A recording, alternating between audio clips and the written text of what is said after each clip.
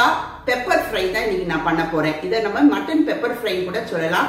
இது மதுரையில பண்ணக்கூடிய ஒரு ஆத்தென்டிக் பெப்பர் ஃப்ரை.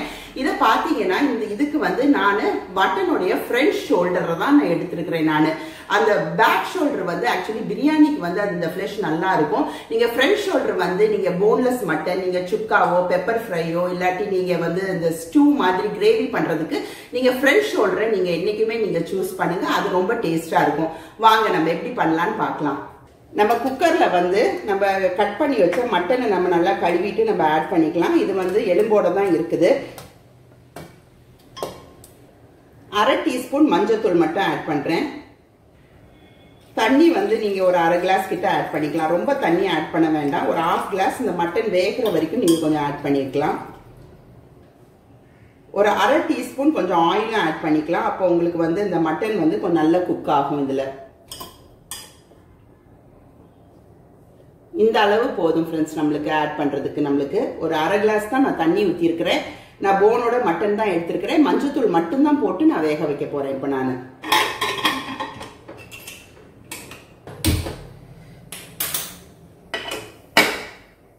மட்டன் வேகிற வரைக்கும் நம்ம வந்து இந்த மசாலையெல்லாம் நம்ம பொடி பண்ணி எடுத்துக்கலாம். இதுக்கு நான் பாத்தீங்கன்னா நான் வந்து 1 டீஸ்பூன் வந்து சோம்பு எடுத்திருக்கிறேன், 1 டீஸ்பூன் சீரகம் எடுத்திருக்கிறேன், 1 டீஸ்பூன் மிளகு, 1 டீஸ்பூன் வந்து தனியா எடுத்திருக்கிறேன், கொத்தமல்லி, ஒரு 6 வரமிளகாய் எடுத்திருக்கிறேன். பாத்தீங்கன்னா ஒரு 3 துண்டு பட்டை, கல்பாசி வந்து ஒரு 2 பீஸ் எடுத்திருக்கிறேன், ஒரு 4 கிராம்பு எடுத்திருக்கிறேன். இவ்வளவுதான். நம்ம இதெல்லாம் வந்து நம்ம ட்ரை ரோஸ்ட் பண்ணி நம்ம எடுத்துக்கலாம்.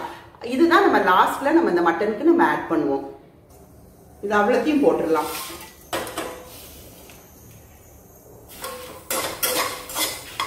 போதும். நம்ம இந்த அளவு நம்ம ஃப்ரை பண்ணி எடுத்தா போதும். கொஞ்சம் லேசா வந்து நம்மளுக்கு நிறம் மாறினாலே நம்மளுக்கு போதும். இதை ஒரு தட்டில் வந்து நம்ம ஆற வச்சு மிக்சியில வந்து நம்ம பொடி பண்ணி எடுத்துக்கலாம்.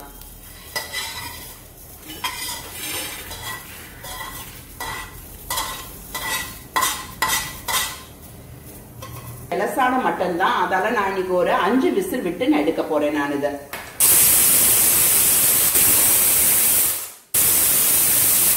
இப்ப குக்கர்ல பாத்தீங்கன்னா 5 விசில் வந்துருச்சு. இப்போ வந்து நான் குக்கரை ஆஃப் பண்ணிட்டேன். நான் இப்ப நம்ம கடாயில எண்ணெயை ஊத்தி நல்லெண்ணெய் தான் யூஸ் பண்ண போறோம். நம்ம வெங்காயம் இஞ்சி பூண்டு எல்லாம் ஃப்ரை பண்ணி நம்ம வந்து மட்டன் பெப்பர் ஃப்ரையை நம்ம ரெடி பண்ணி எடுத்துடலாம்.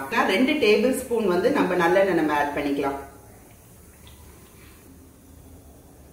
1/2 கிலோ மட்டனுக்கு வந்து நான் 1/2 கிலோ சின்ன வெங்காயத்தை வந்து நான் கட் பண்ணி எடுத்திருக்கிறேன்.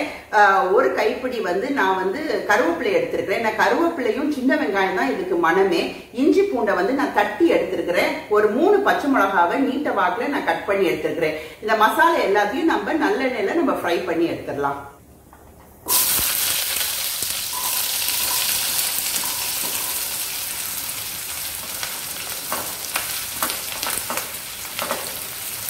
வெங்காயத்தையும் கருவேப்பிலையும் நல்லா ஃப்ரை பண்ணி கொஞ்சம் எடுத்த பிறகு நம்ம இஞ்சி பூண்டை நம்ம ஆட் பண்ணிக்கலாம். நான் இஞ்சி பூண்டை வந்து இன்னைக்கு தட்டி தான் நான் போட்டிருக்கிறேன். வெங்காயத்தை பொடியா கட் பண்ணியிருக்கிறேன். முடிஞ்சா வந்து நீங்க வெங்காயத்தையும் நீங்க தட்டி போட்டீங்கன்னா அது இன்னும் டேஸ்டா இருக்கும். இந்த சின்ன வெங்காயம் வந்து நல்லா உங்களுக்கு ஃப்ரை ஆகணும். உங்களுக்கு நான் மட்டனுக்கு ஏற்கனவே கொஞ்சம் மஞ்சள் தூள் போட்டேன். இப்பவும் வந்து ஒரு 1/4 ஸ்பூன் மஞ்சள் போடுறேன். நான் மஞ்சள் போட்டா உங்களுக்கு அது ஒரு நல்ல டேஸ்ட் கொடுக்கும். உங்களுக்கு கல்லுப்பும் கொஞ்சம் ஆட் பண்ணிக்கிறேன். நான்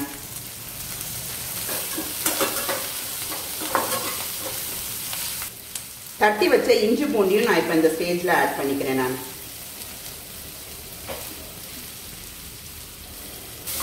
இப்ப தீயை கம்மியாவே வச்சிடணும். ஏன்னா டக்குன்னு நம்மளுக்கு இந்த மசாலா அடி பிடிச்சிரும். அதுல தீயை கம்மியா வச்சே நீங்க கொஞ்ச நேரம் அது வேகட்டும். உங்களுக்கு அந்த வெங்காயம் வந்து நல்லா சாஃப்ட் ஆகி உங்களுக்கு நல்லா வந்து அந்த மசாலாவுடைய பச்சை வாசனை போய் நல்ல ஒரு அரோமேட்டிக் ஸ்மெல் வரும். அது வரைக்கும் நீங்க கொஞ்சம் லேசா வதக்கி விடணும். தீயை வந்து கொஞ்சம் கம்மியாவே வச்சுக்கோங்க. குக்கர் வந்து நல்லா விசில் அடங்கிடுச்சு. நான் இப்ப எடுத்துட்டு நான் மட்டன் நல்லா வெந்திருக்கான்னு நான் பாத்துறேன். நான் மட்டன் நல்லா பஞ்சு போல வெந்துருச்சு.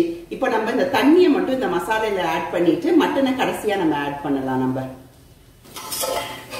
இத பாருங்க ஃப்ரெண்ட்ஸ், எப்படி வெந்திருக்குது. மட்டன் நல்லா பஞ்சு மாதிரி வெந்திருக்குது. மசாலா வந்து நம்மளுக்கு நல்லா சுருண்டு வெந்துருச்சு. இப்ப இந்த டைம் வந்து நம்ம இந்த மட்டன் வேக வச்ச தண்ணியை மட்டும் கொஞ்சம் ஊற்றிக்கலாம்.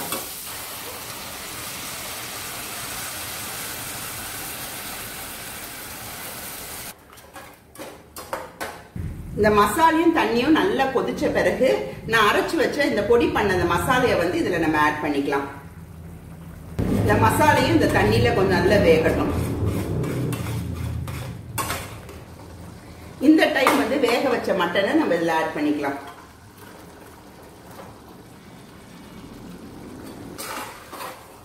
இதை நல்லா கிளறி விட்டு கொஞ்ச நேரம் மூடி போட்டு தான் நம்ம வேகணும். ஏன்னா அப்பதான் இந்த மசாலையும் இந்த மட்டனும் நல்லா நம்மளுக்கு சுருண்டு வரும் நம்மளுக்கு.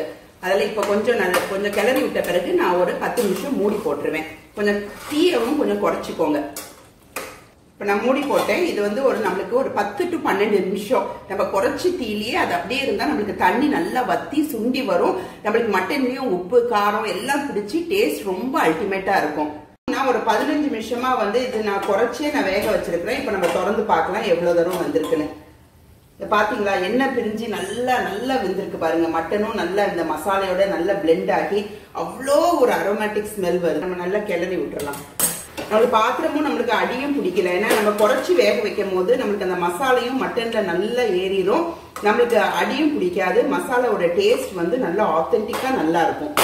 இப்ப மட்டன் வந்து நமக்கு நல்லா வெந்துருச்சு. இந்த டைம் வந்து நான் கொஞ்சம் பொடி பண்ணி வச்சிருக்கேன். நல்லா நைஸா நம்ம மிளகுத்தூள் இதை நம்ம தூவி விட்டுருக்கலாம்.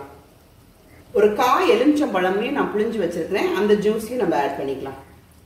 இப்ப எலுமிச்சம்பழத்தையும் நம்ம வந்து மிளகையும் போட்ட பிறகு ரொம்ப நேரம் வேக வைக்க கூடாது. ஒரு 2 நிமிஷம் கிளறி விட்ட பிறகு நான் ஃப்ரெஷ்ஷா வந்து கருவேப்பிலை கொஞ்சம் பிச்சு வச்சிருக்கிறேன். நம்ம அதையும் ஆட் பண்ணி கொஞ்சம் நல்லெண்ணெய் ஆட் பண்ணிட்டு ஒரு 10 நிமிஷம் அது ஆவிலேயே உள்ளுக்குள்ள அது வந்து நல்லா வெந்த பிறகு சில பாத்தீங்கன்னா நான் கருவேப்பிலையும் நல்லெண்ணையும் நான் போட்டிருக்கிறேன்.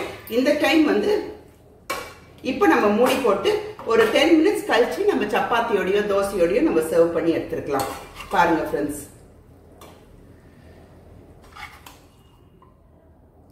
சப்பாத்தி தான் போடணும்னு நினைச்சேன். ஆனா வந்து வீட்டுல எல்லாரும் கல் தோசை கேட்டிருக்கிறாங்க. கல் தோசையும் இந்த பெப்பர் மட்டனும் அது ஒரு நல்ல காம்பினேஷன். அதால நான் வந்து இன்னைக்கு கல் தோசையே பண்ணி இன்னைக்கு மத்தியானத்துக்கு இன்னைக்கு கல் தோசையும் இன்னைக்கு மட்டன் பெப்பர் ஃப்ரை தான். இது சப்பாத்திக்கும் நல்லா இருக்கும், தோசைக்கும் அல்டிமேட்டா இருக்கும். இது யூஸ்வலி வந்து நம்ம மட்டன் பெப்பர் ஃப்ரை நம்ம இந்த மாதிரிலாம் நம்ம மட்டன் கிரேவி இதெல்லாம் வைக்கும் போது கல் தோசை வந்து பெஸ்ட் காம்பினேஷன். நீங்க வந்து மெலிசா தோசை சுடுறதோட நீங்க கல் தோசை மாதிரி நீங்க சுட்டீங்கன்னா அது வந்து ரொம்பவே அது ஒரு அல்டிமேட்டா இருக்கும்.